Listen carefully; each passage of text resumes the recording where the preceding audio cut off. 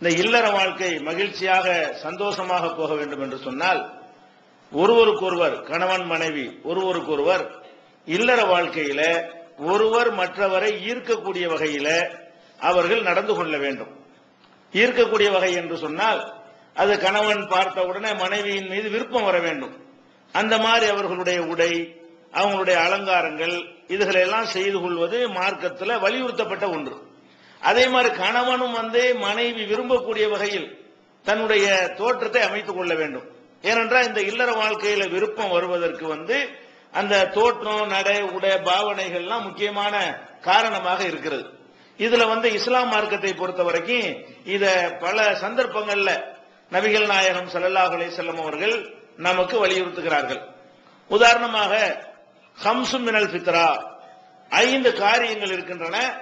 அது அறியாமை கால மக்களில் இருந்து இன்று வரை தொடர்ச்சியாக இருந்து கொண்டே இருக்கிறது. அதாவது இப்ராஹிம் அலைஹிஸ்ஸலாமுடைய சுன்னத்தாக இருக்கக்கூடிய 5 காரியங்கள் மக்கா காபிர்கள்ட்ட வரைக்கும் தொடர்ச்சியா இருக்கிறான். எவ்வளவோ விஷயங்களை மாத்திட்டாங்க, இந்த 5 விஷயத்தை மாத்தல. அடிப்படை இஸ்லாத்தினுடைய ஏகத்துவ கொள்கையை கூட மாத்தி விட்டார்கள். ஆனால் இப்ராஹிம் அலைஹிஸ்ஸலாம் கொண்டு வந்த 5 சுன்னத்துகளை இந்த மக்காவில் இருக்கிற காபிர்கள் வரைக்கும் விட்டு விடாமல் தொடர்ச்சியாக செய்து கொண்டு வர்றாங்க. அதனால இயற்கை சுன்னத்துங்கிறாங்க. விடாம நடந்துகிட்டு இருக்குதுல, அந்த 5 காரியங்கள் இருக்கின்றன சொல்றாங்க. அதுல ஒரு காரியம் என்னன்னு கேட்டா அந்த சுன்னத்து செய்யறது. இப்ராஹிம் அலைஹிஸ்ஸலாம் சுன்னத் பண்ணாங்க. அதே மாதிரி மக்காவில் உள்ள காபிர்களும் அதை கடைபிடிச்சாங்க. ரசூலுல்லாஹ் அதை உண்டாக்கல. மக்காவில் இருந்த ரசூல் ஸல்லல்லாஹு அலைஹி வஸல்லம் எதிரிகளும் என்ன பண்ணியிருந்தாங்க, இந்த சுன்னத்துங்களை விடாம செய்து வந்தார்கள். இது ஒரு விஷயம்.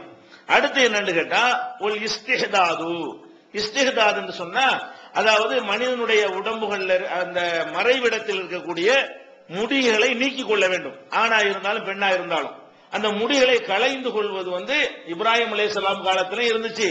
தொடர்ச்சியாக தலைமுறையாக அது மக்காவில் இருந்த இந்த காபிர் இருக்கிறாங்களே அவங்க கூட அதை கடைபிடிக்கிறாங்க. அந்த மாதிரியான ஒரு இயற்கையான சுன்னத்து என்று நபிகள் நாயகம் ஸல்லல்லாஹு அலைஹி வஸல்லம் அவர்கள் இரண்டாவது என்ன சொல்றாங்க, நம்முடைய மர்மஸ்தானத்தில் உள்ள ரோமங்களை எல்லாம் நீக்கிக் கொள்வது ஒரு சுன்னத்து. அது எதுக்கு எல்லாம் சொல்றாங்க, அந்த இல்லற வாழ்க்கையில சந்தோஷமா இருப்பதாக இருந்தால் அதுல எல்லாம் ஒரு ஆணும் பெண்ணும் என்ன செய்யணும், கவனம் செலுத்திக் கொள்ள வேண்டும். அது இதெல்லாம் அலங்காரத்தில் உள்ளது தானே. ஒருவர் இருக்கக்கூடிய வகையில் இருக்கணும்னு சொன்னா இதெல்லாம் அடங்குகிறது. இப்படி பச்சையா சொல்ல மாட்டாங்க, இது ஒரு சுன்னத்து, இதை செய்யுங்கன்னு சொல்லுவாங்க. நம்ம என்ன செய்யணும், இதையும் கவனத்தில் கொள்ள வேண்டும். அதே மாதிரி ஒரு நத்ஃபுல் லிபுத்தி, அக்குள்ள உள்ள முடிகளை நீக்கணும். அக்குள்ள மாசக்கணக்கில் என்ன செய்வாங்க, அந்த அக்குள்ள முடி வளர்ந்துருச்சுன்னு சொன்னா ஒருவர் ரசிக்க முடியாது, ஒருவர் ரொம்ப முடியாம போயிடும். அதுக்காக நபிகள் நாயகம் ஸல்லல்லாஹு அலைஹி வஸல்லம் இந்த பழக்கமும் ஜாகில்கள் கூட கடைபிடிச்சிட்டு இருக்கிறான். அதாவது இது ரசூலுல்லாஹ் சொல்லி அதை அறிவுறுத்தி வலியுறுத்துறதுக்கு முன்னாடியே இப்ராஹிம் அலைஹிஸ்ஸலாம் சொல்லிட்டு போன அந்த சுன்னத்தை அவங்க பிள்ளைங்க என்று சொல்லி மக்கால் இருக்கிற இந்த காபிர்கள் வரைக்கும் கடைபிடிக்கிறாங்க. அப்ப அந்த அக்குள்ள உள்ள அந்த முடிகளை என்ன செய்யணும், ஆணா இருந்தாலும் பெண்ணா இருந்தாலும் அதை நீக்கிக் கொள்வதற்கு என்ன செய்யணும், அது எடுத்து விட வேண்டும். 40 நாள் தான் ரசூல் ஸல்லல்லாஹு அலைஹி வஸல்லம் அவர்கள் அதுக்கு கூட ஒரு கெடு வச்சிருக்கிறாங்க. அதிகபட்சம் 40 நாள். 40 நாளைக்கு குறைவாகவும் எடுத்துக்கலாம், வாரமும் 1 மாசமும் 10 நாள் கூட இருக்கலாம். கூடுதல் எவ்வளவு, 40 நாளைக்கு உள்ள என்ன செய்யணும், கண்டிப்பா இதுகளை எல்லாம் சுத்தம் செய்து கொள்ள வேண்டும் என்று நபிகள் நாயகம் ஸல்லல்லாஹு அலைஹி வஸல்லம் சொல்றாங்க. ஒரு தக்லீமுல் அல்ஃபார், நகங்களை வெட்டி கொள்ள வேண்டும். கஸ்ஸு ஷாரிபு, மீசையை வாய்க்கு கீழே வராம கத்தரித்துக் கொள்ள வேண்டும்ங்கிறாங்க. இதுல அந்த 3 விஷயத்தை விட்டுருவோம். இந்த 2 விஷயம் அந்த இல்லறம் தொடர்பான ஒருவரை விரும்பக்கூடிய வகையில் இருப்பதற்கு தேவையான விஷயங்களாக இருக்கிறது. இது ஒரு சுன்னத்து, இது வலியுறுத்தப்பட்ட விஷயம் என்று நபிகள் நாயகம் ஸல்லல்லாஹு அலைஹி வஸல்லம் சொல்றாங்க. இதுல எப்ப பேணுதல் இல்லாம போய்விடுகிறதோ ஒருவர் இந்த இல்லறத்துல என்ன செய்யறேன், அது ஒரு வெறுப்பு தட்டி போய்விடும், சலிப்பு தட்டிவிடும். அப்படி படாமல் இருக்க வேண்டும் என்று சொன்னால் இந்த மாதிரியான விஷயத்தையும் என்ன செய்யணும், நம்ம பேணிக் கொள்ள வேண்டும். நபிகள் நாயகம் ஸல்லல்லாஹு அலைஹி வஸல்லம் அவங்க வெளியூருக்கு போயிட்டு ஊருக்குள்ள வர்றாங்க. ஊருக்குள்ள வந்தவுடனே மதீனாவுல நுழைஞ்சவுடனே எல்லா சஹாபாக்களும் வீடுகளுக்கு போத்தானே பார்ப்பாங்க. ஊர்ல மதீனாவுக்கு வந்த உடனே என்ன செய்வாங்க, உடனே வீட்டுக்குள்ள போனவங்க அப்படி ஆசைப்படுவாங்க. ரசூல் ஸல்லல்லாஹு என்ன செய்வாங்கன்னு கேட்டா, போவாதீங்க, இம்ஹலு, கொஞ்சம் வெயிட் பண்ணுங்க, பள்ளிவாசல்ல உட்கார, வீட்டுக்கு போக கூடாது யாரும். வெளியூர்ல இருந்து ஆசையா ஆர்வமா வர்றாங்க. 10 நாளோ 15 நாளோ 1 மாசமோ பிரிஞ்சு இருப்பாங்க. அந்த மாதிரி பிரிவினையோட வரக்கூடியவர்கள் வீட்டுக்கு போகணும்னு ஆசைப்பட்டா நபிகள் நாயகம் ஸல்லல்லாஹு அலைஹி வஸல்லம் என்ன செய்வாங்க, இருங்க பேசாம நீங்க வந்துட்டீங்கிற ஒரு செய்தி வந்து உங்க வீடுகளுக்கு முதல்ல போகணும். எதற்காக வேண்டி என்று சொன்னால், அவர்கள் தங்களை சுத்தப்படுத்திக் கொள்வதற்காக, உங்களுடைய மனைவிமார்கள் தங்களை அலங்கரித்துக் கொள்வதற்காக வேண்டி, கணவர் இல்லைங்கிறதுக்காக என்ன செய்வாங்க, ஒரு மாதிரியான ஒரு ஆள்கடைஞ்ச ட்ரெஸ் போட்டுக்கொண்டு தலைக்கு என்ன தேய்க்காம ஒரு மாதிரியா பரட்டையா கூட என்ன செய்வாங்க இருப்பாங்க. அந்த நேரத்தில் நீங்க ஆர்வமா போகக்கூடிய நேரத்தில் உங்களுக்கு விரும்பக்கூடிய தோற்றத்தில் உங்க இல்லைன்னு சொன்னா உங்களுக்கு என்னவாயிரும், அது வெறுப்பு அடையக்கூடியதாக ஆகிவிடும். அதுக்காக என்ன செய்யறாங்க, ஆர்வமா வரக்கூடியவங்களை, அது இந்த காலத்துக்கு வேலை தேவையில்லை, போன்ல சொல்லிட்டு போயிடலாம். அந்த காலத்துல போன் வச்சுக்கலாம் இல்லையில, 8 மணிக்கு வர்றேன்னா அதுக்கு தயாரா இருந்துருவாங்க. அது ஒரு விஷயம். அந்த காலத்துல என்னன்னு கேட்டா, ஊருக்குள்ள வந்துட்டாங்கன்னா ஆள் மூலமா தான் சொல்லி விடணும். நாங்கெல்லாம் வந்துட்டோம், ராத்திரிக்கு வருவோம், சாயந்தரத்துக்கு வீட்டுக்கு வருவோம் என்று சொல்லி விட்டா தான் நம்ம கணவர் வந்துட்டாருன்னு உங்களுக்கு தெரியும், வெளியூர்ல இருந்து வந்தது. அதனால வந்து இப்படித்தான் போய் வெயிட் பண்ணு அர்த்தம் கிடையாது உங்களுக்குலாம். அந்த காலத்துல வெயிட் பண்ணாங்க. எதுக்காக வெயிட் பண்ணாங்க, அந்த பெண்களுக்கு இந்த மெசேஜ் போன உடனே நம்ம கணவர் வந்து விட்டார்னு சொன்னா முகமலர்ச்சியோட வரவேற்பதற்காக வேண்டி குளித்து சீவி சிங்காரித்து, அது வந்து பூலாம் வைத்துக் கொண்டு மணலாம் பூசிக்கொண்டு, அது கணவனை வந்து என்ன செய்யணும், இருக்கக்கூடிய வகையில அவர்கள் இருக்கணும் என்பதற்காக வேண்டி, அதாவது எப்படி சொல்றாங்க ரசூல் ஸல்லல்லாஹு அலைஹி வஸல்லம், லிகை தம்சதி ஸஹதது, பரட்டையாக எண்ணெய் தேய்க்காமல் இருக்கக்கூடிய அந்த தலைக்கு அவள் எண்ணெய் தேய்த்துக் கொள்வதற்காக வேண்டியும், நீக்க வேண்டிய ரோமங்களை எல்லாம் நீக்கிக் கொள்வதற்காக வேண்டியும் நீங்கள் என்ன செய்யுங்க, சொல்லி அனுப்பிட்டு சாயந்தரத்துக்கு கூட்டு போங்கிறாங்க. அதான் வந்து ஊருக்கு வந்தாச்சு, வந்தோன்னு எல்லாரும் ஓட பாக்குறாங்க, பேசாம யாரும் போக கூடாது, முதல்ல நீங்க வந்துட்டீங்கிற செய்தி அங்க சொல்லி விடுங்க, சாயந்தரத்துக்கு வீட்டுக்கு வருவோம் அப்படின்னு சொல்லி விட்டு, அத மனைவியை பார்க்கும் பொழுது அந்த மாதிரியான ஒரு இதுல பார்க்கணுமா, உள்ள போய் பார்க்கும்போது என்ன செய்யணும், நம்ம கணவன் பார்த்த உடனே அவனுக்கு ஒரு மகிழ்ச்சி வரக்கூடிய தோற்றத்தில் அந்த மனைவி இருக்கணும். அதுக்கு அவங்க தங்களை தயார்படுத்திக் கொள்ளணும் என்பதற்காக வேண்டி இதுல எல்லாம் மார்க்க இதெல்லாம் இல்லாதனாலதான் ஃபெயிலியரா போயிடுது. நிறைய விஷயங்கள் என்ன இருக்கிறது, இதெல்லாம் கவனிக்கிறது கிடையாது. இதுல எல்லாம் கூடுதலா கவனம் செலுத்த வேண்டும் என்று நபிகள் நாயகம் ஸல்லல்லாஹு அலைஹி வஸல்லம் சொல்றாங்க. இது புகாரில் 5079வது ஹதீஸ், 5245, 5246, 5247 ஆகிய இடங்கள்ல இது பதிவாயிருக்கிறது. அதே மாதிரி நபிகள் நாயகம் ஸல்லல்லாஹு அலைஹி வஸல்லம் சொல்றாங்க, இன்னல்லாஹ ஜமீலுன் யுஹிப்புல் ஜமால், அல்லாஹ்வே அழகானவன், அழகு விரும்புகிறான்.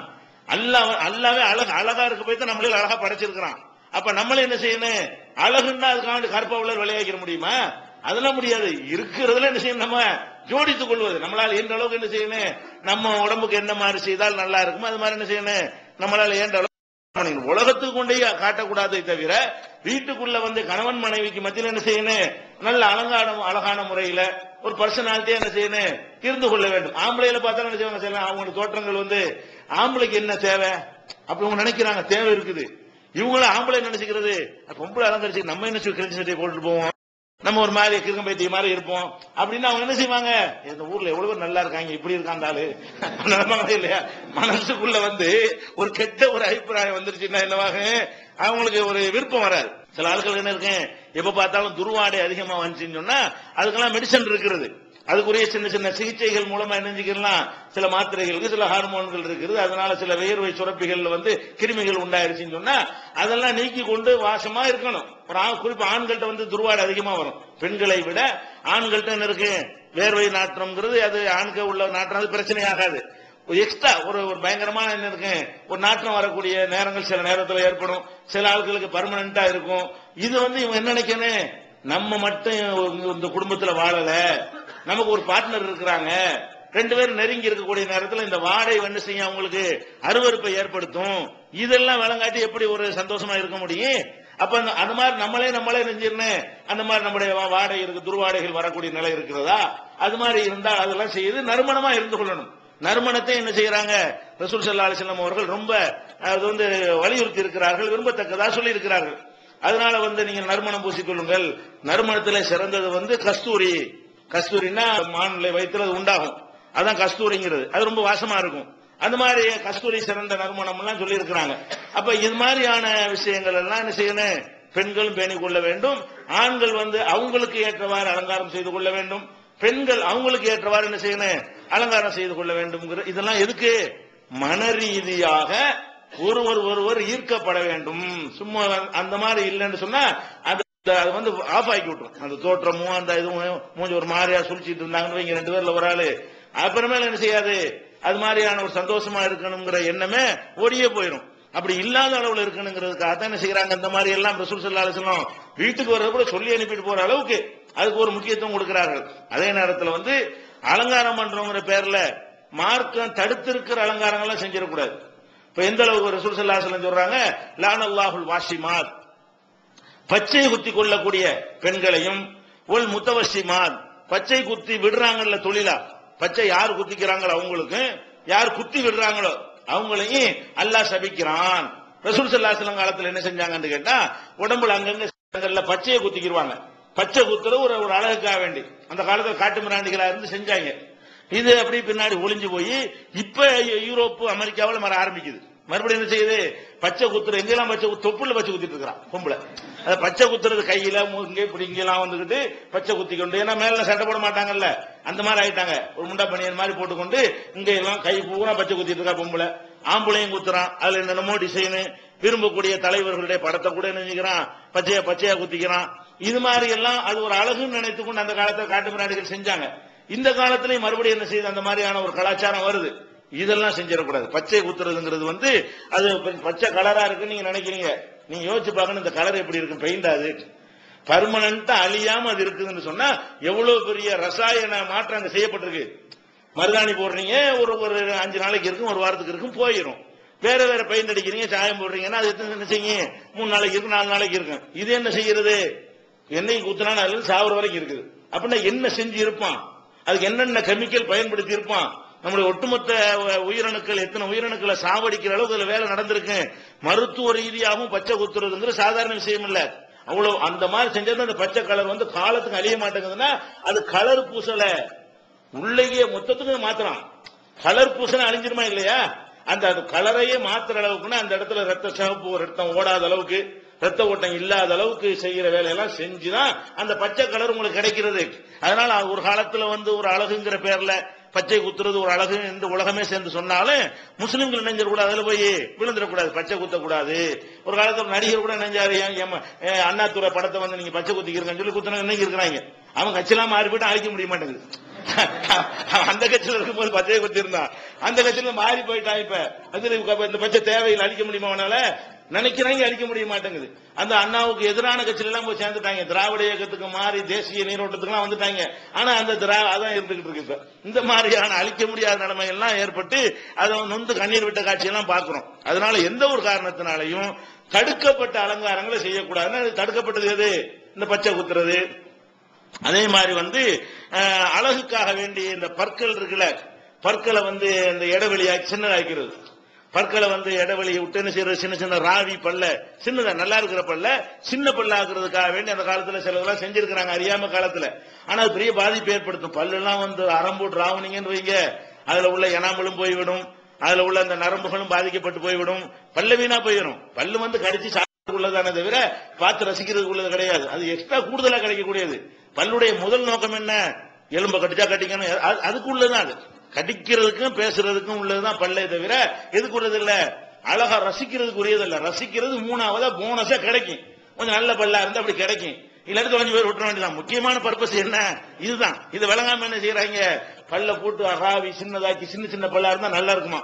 இப்படி எல்லாம் அந்த கவிஞர்கள்லாம் படிச்சு வச்சிருக்காங்களா பாட்ட, பல்லு வந்து பச்சரிசி மாதிரி இருக்கணும், பொம்பளை பல்லு. ஆம்பளை பல்லு நல்லா கரட்டு முரடா இருக்கணுமா, பொம்பளை பல்லு என்ன இருக்கணுமா, பச்சரிசி மாதிரி இருக்கணும். பச்சரிசி பல்லாட பம்பரத்து நாவாடன்னு பாட்டெல்லாம் படிக்கிறாங்க. இது இவங்க படிச்ச பாட்டு இல்ல, அந்த காலத்து சங்க காலத்து இலக்கியத்தில் அப்படி எழுதி வச்சுக்கிறாங்க. பொம்பளைக்கு பல்லு எப்படி இருக்கணும், பச்சரிசி மாதிரி சின்னதா இருக்கணும். அப்ப சின்னதா எப்படி இருக்கு, போட்டு இதை தேய்ச்சி எல்லாத்தையும் பல்லெல்லாம் கெடுத்து அவளை திங்க முடியாம ஆக்கி அந்த மாதிரி செய்யறாங்க. அதெல்லாம் செஞ்சிடக்கூடாது. அது செய்யறவங்க யாரு, அல்லாஹ்வுடைய சாபத்துக்குரியவங்க. அல் முகையிராத்தி ஹல்கல்லா, அல்லாஹ் படைச்ச கோலத்தை மாத்திரக்கூடாது. நீங்க மேக்கப் போட்டுக்கலாமே தவிர கோலத்தை என்ன செய்யக்கூடாது, மாத்திக்கிற மாதிரியான ஒரு வேலைகளை செஞ்சிடவே கூடாது. புருவ மயிரை எடுக்கக்கூடியவர்களை உங்கள் முத்தநம்பிசா புருவத்தையே சரிக்கிறாங்க. இன்னைக்கு முஸ்லீம் குடும்பத்தில் நுழைஞ்சு போச்சு இந்த பச்சையெல்லாம் இப்ப இல்ல. ஆனா பல்ல சின்னதாக்குறது இல்ல, புருவத்தை நீக்குவதற்கா இல்லையா. இன்னைக்கு தஞ்சை மாவட்டத்தில் போனீங்கன்னா எந்த பொம்பளைக்கு புருவம் கிடையாது, எல்லாம் மை தான். புருவம் வந்து அது கம்மியா இருக்குங்கிறதுனால புருவம் நல்லா அடர்த்தி ஆக்குறதுக்கா என்ன செய்வாங்கன்னு கேட்டா, அதை எடுத்துட்டு மைய போட்டு என்ன செய்வாங்க, பயங்கரமான புருவம் இருக்கிற மாதிரி அதை வந்து காட்டுறதுக்காக வேண்டி கல்யாண பொண்ணா இருக்கும்போது எடுத்து விட்டுருவாங்க. புருவம்லாம் தலைமுடி மாதிரிலாம் சரசரம்லாம் வளராது. அப்படி வளர்ந்தா கண்ணு தெரியாம போயிருக்குமே. புருவத்தை யாராவது ட்ரிம் பண்ண செய்ய பூர்வ மயிரை ட்ரிம் பண்ணிக்கிட்டா இருக்கிறோம், தாடியை ட்ரிம் பண்ற மாதிரி, முடிய வெட்டுற மாதிரி, அது மாதிரிலாம் செய்யறது இல்லைங்க. அது அவ்வளவுதான் லிமிட். அப்படி இறங்கிட்டு இப்படி எல்லாம் வராது. அது தலைமுடி மாதிரி வளராது என்னவா இருக்கு. அப்ப அதை போய் எடுக்கலாமா? நல்லா தெரிகிறது என்னது, பூர்வ மயிர் வளராது, ஒரு அளவுதான் சொல்லிட்டு இருக்கக்கூடிய நேரத்தில் போய் என்ன செய்யறாங்க, இவங்க புருவத்தை எல்லாம் எடுத்து விட்டு மை போடுறாங்க. எதுக்கு? நல்ல அகலமா காட்டுவதற்காக வேண்டி. புருவ முடியை எடுக்கக்கூடாது. ஆணா இருந்தாலும் பெண்ணா இருந்தாலும் என்ன செய்யக்கூடாது, புருவ முடியை எடுப்பது அல்லாஹ்வுடைய சாபத்துக்குரிய. இதெல்லாம் அலங்காரத்தில் வராது. அலங்காரம்னா நகையை போட்டுக்க, பவுடரை பூசிக்க, லிப்ஸ்டிக் கூட போட்டுக்க. கணவனுக்கு முன்னாடி தானே என்ன பண்ண, அது மாதிரி அலங்கரித்துக்கணும். ட்ரெஸ்ல அழகா காட்டு. எந்த மாதிரி ட்ரெஸ் உனக்கு நல்ல கவர்ச்சியா இருக்குமோ இதெல்லாம் போடக்கூடாதுன்னு போது சொன்னோம்ல, அதெல்லாம் கூட போட்டுக்கோங்க. வீட்டுக்குள்ள டைட்டா இருக்குமா போடக்கூடாதுலாம் இருக்கு. அதெல்லாம் யாருக்கு? வெளி உலகத்துக்கு. அதெல்லாம் கணவன் முன்னாடி இருக்கக்கூடிய நேரத்தில் என்ன செய்யுங்க, எந்த மாதிரி இருக்கு அந்த மாதிரி எல்லாம் ட்ரெஸ் போட்டுக்கிறங்க. அப்படி அலங்கரிச்சு கொள்ளணுமே தவிர தடுக்கப்பட்ட அலங்காரத்தை என்ன செய்யக்கூடாது, செய்யக்கூடாது. இது புகாரில 4886, 5931, 5939, 5943, 5948 இந்த மாதிரி ஹதீஸ் எல்லாம் புகாரில் இடம்பெற்றிருக்கிறது. அப்ப இது எதுக்கு சொல்றோம்? இதெல்லாம் மார்க்கத்தில் உள்ளது. தடை செய்யப்பட்ட அலங்காரங்களை விட்டுருன்னு அனுமதிக்கப்பட்ட அலங்காரங்களை என்ன செய்யணும், செஞ்சு ஒருத்தரை ஒருத்தர் ஈர்க்கக்கூடிய விதமாக. இந்த நவீன காலத்துல ஸ்ப்ரே வந்திருக்கிறது, சோப்பு, நல்ல நறுமண சோப்புகள்லாம் வந்திருக்கிறது. இதெல்லாம் தப்பு கிடையாது. தப்பு கிடையாது மட்டும் இல்ல, இது நம்ம இந்த காலத்துல வசதி கிடைச்சா பயன்படுத்திக்க வேண்டியதானே. அதனால ஒரு வாடகை நல்லா இருக்கும், ஒருத்தர் பிடிக்கும்னு சொன்னா அதெல்லாம் என்ன செய்யணும், பயன்படுத்தி கொள்ள வேண்டும். அப்படிலாம் இருந்தா தான் சந்தோஷமா இருக்க முடியும். ஆணும் அப்படி இருக்க வேண்டும், பெண் அப்படி இருக்க வேண்டும். அதெல்லாம் சேர்ந்துதான் என்ன செய்யும், ஒரு மூலையில ப்ரோக்ராம் தான் தூண்டப்படும். அதை விளங்கிக்கணும். அதே மாதிரி ஒட்டு முடி வைக்கிறது. நபிகள் நாயகம் ஸல்லல்லாஹு அலைஹி வஸல்லம் காலத்துல ஒரு பொதுவாக தடுத்திருந்தாங்க, ஒட்டு முடி வைக்க கூடாது. முடி கொட்டி போச்சுன்னு சொன்னா இல்லாத முடி இருக்கிற மாதிரி காட்டுறதுக்காக என்ன செய்யறது, ஒட்டு முடி ரெண்டு விதம் இருக்கு, ரெண்டும் தடுக்கப்படுகிறது. ஒன்னு முடிக்கு முடியவே ஒட்டுறது. அதாவது திருப்பதி இந்த மாதிரி நாகூர்ல எல்லாம் முடிய கடவுளுக்கு காணிக்க கொடுப்பாங்க இல்லையா, அதை ஏலம் போடுவாங்க. யார் யார் முடியோ இருக்கும், அது அந்த முடியை கொண்டாந்து என்ன செய்வாங்க, எய்ட்ஸ் நோயாளி முடி கூட இருக்கும், அந்த மாதிரி முடியை கொண்டாந்து ஏலம் போடுவாங்களா, அதை எடுத்துக்கிட்டு போய் அதை முடிய ஒரு அழகா என்ன செய்யறது, இது மாதிரி சௌரி மாதிரி ரெடி பண்றது. முடியிலேயே அடுத்தவங்க முடியவே என்ன செய்யறது, தயார் பண்ணி அதை தலையில வைத்துக் கொள்ளக்கூடிய இது ஒரு வகையான சௌரி. இன்னொன்னு என்ன, முடி மாதிரி தெரியக்கூடிய நூல்களை, நூலு பிளாஸ்டிக் வேற மாதிரி மெட்டீரியல்ல என்ன செய்யறது, நைலான் மாதிரி நூல்கள்ல என்ன செய்வாங்க, கருப்பு சாயம் பூசி அதை முடி மாதிரி அப்படி வைத்து என்ன செய்யறது, அதை சேர்த்துக் கொள்வாங்க. வாசிலத்தினா சேர்த்துக் கொள்வது, கூந்தலில் கூடுதலாக சேர்த்துக் கொள்வது. இதையும் நபிகள் நாயகம் ஸல்லல்லாஹு அலைஹி வஸல்லம் லஅனல்லாஹுல் வாசிலத்தை, யார் கூந்தல்ல கூடுதலாக முடியை சேர்த்துக் கொள்கிறாளோ அவளை அல்லாஹ் சபிக்கிறான் அப்படின்னு சொல்லி இருக்கிறாங்க. அதனால எந்த ஒன்றையும் சேர்த்துக் கொள்ளவே கூடாது. அதாவது அடுத்தவங்களுடைய முடியையும் சேர்த்துக் கொள்ளக்கூடாது. செயற்கையாக தயாரிக்கிறாங்க இல்ல, முடி மாதிரி தெரியக்கூடிய பொருள்கள், அந்த மாதிரி செயற்கையாக உள்ள அந்த கூந்தல்களை உள்ள என்ன செய்யக்கூடாது, சௌரின்னு பேரு. இப்ப சௌரிங்கிறாங்க இல்லையா, அந்த சௌரியை வைத்துக் கொள்வதற்கு மார்க்கத்தில் தடை செய்யப்பட்டிருக்கிறது. முடி கொஞ்சம் கொட்டி போச்சுன்னு சொன்னா என்ன செய்ய வேண்டிய, அதனால அது ஒரு பெருசா எடுத்துக்கிற வேண்டியது இல்லை. அது கணவனும் புரிந்து கொள்ள வேண்டும். நபிகள் நாயகம் ஸல்லல்லாஹு அலைஹி வஸல்லம் காலத்துல ஒரு பெண்மணிக்கு ஏதோ ஒரு நோய் வருது. சில நோய்கள் உடனே என்ன முடி கொட்டி போயிடும். சில நோய்களுக்கு அந்த மாதிரி முடியை உற்பத்தி ஆக்கக்கூடிய அந்த ஹார்மோன் பாதிக்கப்படுமே, ஆனால் உடனே முடி கொட்டி போயிடும். அந்த காலத்துல இருக்க மருத்துவமும் கிடையாது, இப்ப உள்ள மாதிரியான ஹேர் டானிக் எல்லாம் அப்ப கிடையாது. அப்ப முடி கொட்டி போனோம்னு என்ன செய்யறாங்க, அவங்க கணவர் சொல்றாரு, என்ன முடியே இல்லாம பார்க்கவே நல்லா இல்ல அப்படின்னு சொல்லி மாமியாவை கூப்பிட்டு, யாரு இந்த கணவர் தன்னுடைய மனைவியுடைய அம்மாவை கூப்பிட்டு, உங்க பொண்ணுக்கு நீங்க அந்த ஒட்டு முடி வச்சு விடுங்க, பார்க்கவே நல்லா இல்ல அப்படிங்கிறாரு. அந்த அம்மா என்ன செய்யறாங்க, ஆனா ரசூலுல்லாஹ் ஒட்டு முடி தடுத்து இருக்கிறாங்களே, இது கணவர் சொல்றாருங்கிற மருமகன் சொல்றாருக்கா, நம்ம எப்படி செய்யறது என்று ரசூல் ஸல்லல்லாஹு அலைஹி வஸல்லம் போய் கேட்கிறாங்க. அல்லாஹ்வுடைய தூதரே, என் மகளுக்கு இந்த மாதிரி ஒரு நோய் வந்தது, நோய் வந்தவன முடியெல்லாம் கொட்டி போச்சு, அவருடைய கணவர் முடிய சேர்த்துங்க, ஒட்டு முடி வைங்க என்று எனக்கு சொல்றாரு, நான் அப்படி செய்யலாமா அப்படிங்கிறாங்க. அப்ப ரசூல் ஸல்லல்லாஹு அலைஹி வஸல்லம் செய்யறாங்க, கூடாது, அந்த நோயினாலதான் முடிய கொட்டும், அதுக்காக நீங்க ஒட்டு முடி வைக்க கூடாது என்று ரசூல் ஸல்லல்லாஹு அலைஹி வஸல்லம் ஒரு கணவரே சொன்னாலும் அதை செய்யக்கூடாதுட்டாங்க. அதனால கணவன்மார்கள் என்ன செய்யக்கூடாது, ஒட்டு முடி வைக்க சொல்லி சொல்லவும் கூடாது, அந்த முடியுடைய அளவை கொண்டுகிட்டு அழகா தீர்மானிக்கவும் கூடாது. முடி கொட்டி போச்சா அதனால ஒண்ணும் நீங்க என்ன செய்யணும், அல்லாஹ் ஒரு தடுத்ததா ஒண்ணு இருக்குல்ல, நீங்க என்ன செய்யக்கூடாது, முடியே இல்லை உனக்கு அப்படிலாம் சொல்லிடக்கூடாது. அதனால ஒரு முடி ஒரு மேட்ரு, அதாவது நம்மளா நினைச்சுக்கிட்ட கற்பனை எனக்கு முடிங்கிறது இயற்கையில என்னங்கிறது, அது முடிக்கு வேற ஒரு வார்த்தையில சொன்னா சொல்றதுக்கு திட்டுவீங்க, எந்த வார்த்தையை பயன்படுத்துவீங்க, அப்படி ஒரு முடிதான் அது. முடிங்கிறது சொன்னா இப்ப பெசாம கேட்டுட்டு இருக்கிறீங்க, அதுக்கு இன்னொரு சொல்ல சொன்னா என்ன செய்வீங்க, அதான் முடிங்கிறா என்னது, அந்த முடி சோத்துல விழுந்த திம்புமா, சாப்பிடும்போது முடி விழுந்தானே செய்யறான், அதான் அது மேட்ரு. ஏதோ அதுல ஒரு அழகெல்லாம் வச்சிருக்கிறான். ஒரு கழிவு பொருள், நம்ம உடம்புல உள்ள கழிவுகள் எப்படி சிறுநீர் மலம் என்று வெளியேறுகிறதோ, வேர்வை என்று வெளியேறுகிறதோ, அதே மாதிரி நகமாக வளரக்கூடியதும் கழிவுதான். முடியாக வளரக்கூடியது என்னது, சில கழிவுகளை அப்படியே நல்லா வெளிப்படுத்தி அதை கவர்ச்சியா ஆக்கி போடுறான். கழிவுல என்ன செய்யறது, சாக்கடையிலே விவசாயம் பண்றாங்களா, அது மாதிரி சாக்கடை தண்ணி ஊத்தி விவசாயம் பண்றான்ல, 10% ஆயிருதுல, அந்த மாதிரியான ஒரு இது எல்லாம் என்ன செய்யறான், நமக்கு செஞ்சிருக்கான். அவ்வளவுதானே தவிர, நீங்க ஆம்பளை என்ன எடுத்துக்கிறேன்னு, பெண்களுக்கு முடி இயற்கையா இருந்தால் நல்லா ரசிச்சுட்டு போங்க. உங்க மனைவிமார்களுக்கு முடி எது கொட்டி போச்சுன்னு சொன்னா அதுலதான் அழகு இருக்கு, நீங்களா தேவையில்லாம கற்பனை பண்ணிக்கிறாம மார்க்கம் இதை அனுமதிக்கல. இதை நம்ம மனைவிட்ட எதிர்பார்க்க கூடாது, போனா போயிட்டு போகுது, அதை பத்தி ஒண்ணும் இல்ல அப்படிங்கிற மாதிரி நீங்களும் மனசுல எடுத்துக்கொண்டா என்ன செய்வாங்க, நீங்க என்ன சொல்லிக்கிறோம், நம்ம ஏற்கனவே சொல்லிருக்கோம்ல, முடி இல்லாட்டாலும் நீ சூப்பரா தான் இருக்கான பிடிச்சி வச்சுக்காது அவ்வளவுதா. அப்பயும் ஆசைப்படுறாங்க, கொஞ்சம் பொய்யும் சொல்லிக்கலாம் இருக்குல்ல. நீங்க என்ன செய்யணும், மனைவி மாட்ட முடி கொட்டி போனா இப்ப என்ன, அதனால ஒண்ணு அழகு குறைஞ்சா போச்சு, இப்பதான் அழகு கூடுதலா இருக்குன்னு சொல்லிட்டு போங்க, இப்ப என்ன, அதனால ஒண்ணும் கிடையாது. அந்த மாதிரி ஏதாவது செஞ்சு கொள்ளணுமே தவிர அவங்களே நீங்க தூண்டிடக்கூடாது, என்ன செய்யக்கூடாது, வாங்கியும் கொடுத்துடக்கூடாது, தடுக்கவும் செய்யணும். ரசூல் ஸல்லல்லாஹு அலைஹி வஸல்லம் அனுமதி கேட்கும், தடுத்துட்டாங்க. அப்ப இந்த மாதிரி இந்த குடும்ப வாழ்க்கையில பிரச்சனை வருவதற்கு அவங்க ஒருத்தரை ஒருத்தர் ஈர்க்கிற விதமாக நடத்தல் முக்கியமான, இது பெரிய டாபிக். இது எல்லாத்தையும் சொல்ல வேண்டி இருக்கனால நீங்க விரிச்சிக்கிற வேண்டியதான், டெவலப் பண்ணிக்கிற வேண்டியதான். அதாவது ஒருத்தரை ஒருத்தர் ஈர்க்கணும் என்பதில் எல்லாம் அடங்கி விட்டது இல்லையா. அதுக்கு என்ன செய்யணும், நம்ம கணவன் மனைவி இருக்கிற மாதிரி, ஒரு மனைவிக்கு ஒரு விஷயம் பிடிக்கலையா, இந்த சட்டை நீ கலர் போடாதே, ஒரு பொம்பளை போடாதீங்க, பெண்ணால விருப்பம் என்பது ஒருத்தருக்கு நல்லா இருக்கிறது, ஒருத்தருக்கு நல்லா இல்லாம இருக்கும். ஒருத்தர் நல்ல கருப்பு சட்டை ஒருத்தருக்கு பிடிக்கும், ஒருத்தருக்கு அது பிடிக்காது. என்ன கருப்பு நல்லா இல்லமாங்க, பச்சை ஒரு ஆளுக்கு பிடி, ஒரு ஆளுக்கு பிடிக்காது. அப்ப மனைவி என்ன செய்யறாங்க, இந்த கலர் உனக்கு நல்லா இல்ல, வேணாம் போடாதீங்க, ஒரு மாதிரியா இருக்கு, விட்டுருங்க. மனைவிக்கு தானே, மனைவிக்கு நம்ம ரசிக்கிறது தானே இந்த ட்ரெஸ் போடுறீங்க, அது மாதிரி விட்டுற வேண்டியதான். மனைவி கணவன் சொல்றாரு, இந்த கலர் உனக்கு நல்லாவே இல்ல, இந்த ட்ரெஸ் உனக்கு ஈர்க்கிற மாதிரி இல்லைன்னா மனைவி என்ன செய்யணும், அவளுக்கு பிடிச்சிருந்தாலும் விட்டு, எதுக்காக நீ அழகா இருக்குன்னு நினைக்கிறீங்க, கணவனுக்காக தானே. கணவன் பார்த்து உங்கள் மீது அன்பு வைக்கணும், ஆசைப்படணுங்கிறது தான் அதை செய்யறீங்க. அப்ப கணவனுடைய விருப்பத்துக்கு ஏற்றவாறு மனைவி அலங்கரித்துக் கொள்ள வேண்டும், மார்க்கம் தடுக்காத வகையில். மனைவியுடைய விருப்பத்துக்கு ஏற்றவாறு கணவன் அலங்கரித்துக் கொள்ள வேண்டும், அதுவும் மார்க்கம் தடுக்காத வகையில.